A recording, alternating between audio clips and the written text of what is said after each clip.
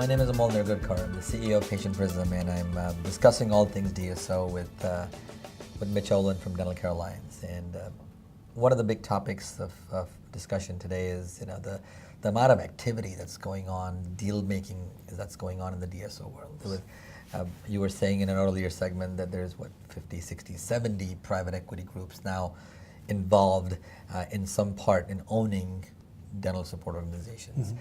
So the topic really is selling to private equity, right? I mean, as you grow your practice, you're building a DSO, you're converting yourself into a DSO, and a private equity group comes in and says, okay, we're gonna invest in you, in your organization, and obviously the multiples are pretty lucrative these days. So how do you think about this? What do you think about getting a private equity group involved, and how do you what are the tips that you can provide these guys? How do you get a higher valuation? What do you need to think about when a PE group gets involved in talking to you? Yeah, you're right. The amount of private equity funds that are flowing into the dental space is just it's beyond comprehension. I mean, I sit and talk to some of my colleagues that have been in this for 20 plus years, like I have. And we're all sort of scratching our heads over what's happening in the marketplace. None of us saw it coming. Sure. But when you think about it from a private equity standpoint, you're dealing with a very fragmented industry that is it's a relatively large industry with about sure. 130 billion in revenue. So there's a lot of what they call green space for growth within the private equity world, and that's what's attracting them to this space.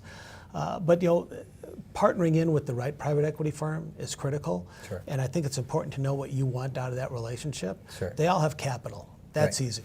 All right. I mean, do you need a private equity firm that's going to bring you some operational expertise, sure. Or some back office expertise? Do you have a DSO to start with? Do you have some offices to start with, or do you just have this idea that you want to go and be a DSO and sure. Go to a private equity firm and take down some money? Because there's some of that going on too. And and candidly, those are from my perspective a little bit scary because folks are getting involved in the space thinking that it's an opportunity for to cash in and it's sure. Going to be easy, and it's not. This is a very challenging business. It's a very challenging industry. You got to take care of the patients. You have to take care of the affiliated providers and your staff, and there's a lot of juggling here. It's a human resource business. So just looking at it and saying looking at some of the multiples also are very much based on the size of the DSO, the infrastructure of the DSO, the type of patients that they're serving. Sure. The scope of the DSO, or is it just one market, or is it are they in multiple markets? Is it Medicaid, government based, or is it sure. Fee for service? Is it multi-specialty?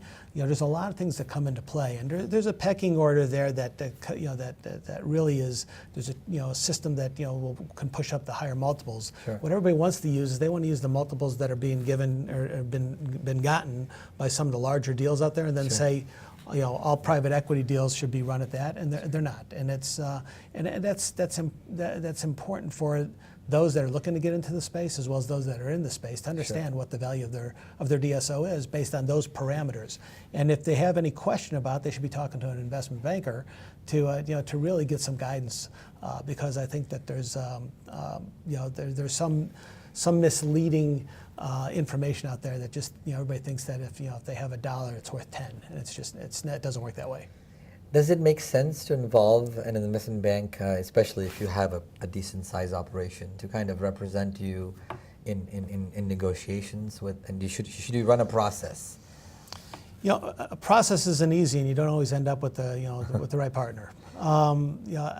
Look, I mean, the process is expensive, right? And there have been groups that have run a process and they've had a broken process, and that right. Means that they don't find that sale. They don't execute on the deal, and it ends up costing them a lot of money. And I've seen it really handcuff some small DSOs that are not necessarily cash rich.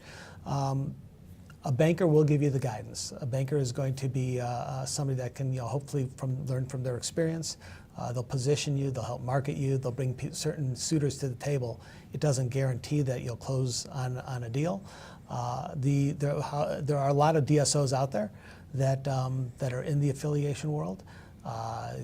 Then you can do a little bit of homework and find out who they are, who's Sure. in the marketplace that you're in, and it might behoove you to talk to them first before you retain a banker.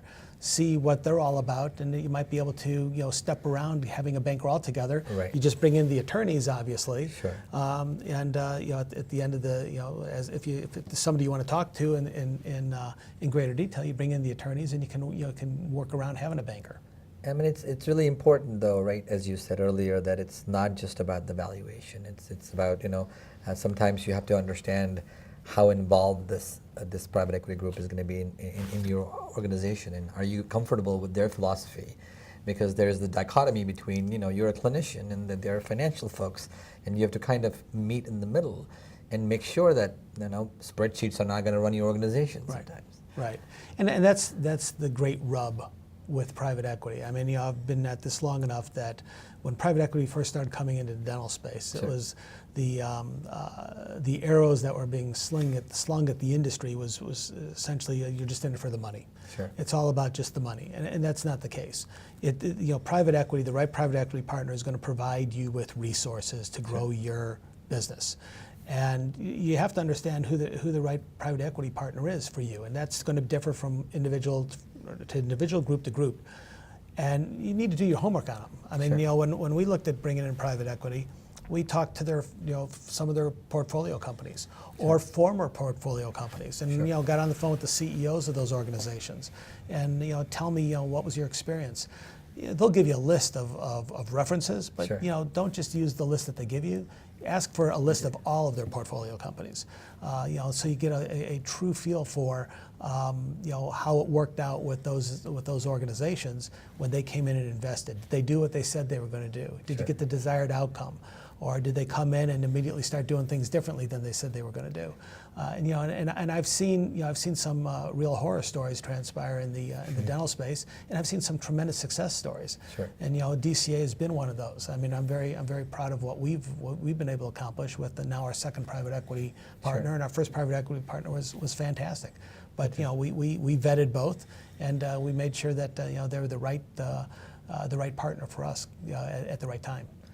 Well, it's fantastic. I think the private equity is a discussion that we could have all day, but these are good topics. I think a lot of people who are in this space trying to talk to these guys, and Mitch provided some interesting insights in terms of, do your due diligence, ask around, talk to the portfolio companies, and not all evaluations are going to be equal. Understand what the goals are, make sure they're aligned, and see if the marriage is going to work, because it's sort of a marriage, right? Mm-hmm. At the end of the day, you want to work together to build a great organization that's going to serve patients better, and that's the goal. And obviously make money in the process, but in the meantime, improving the organizational infrastructure to serve your staff better, your clients better, your customers better. So thank you for this wonderful discussion. My pleasure. I enjoyed it. Thanks Thank for you. having me. Thank you.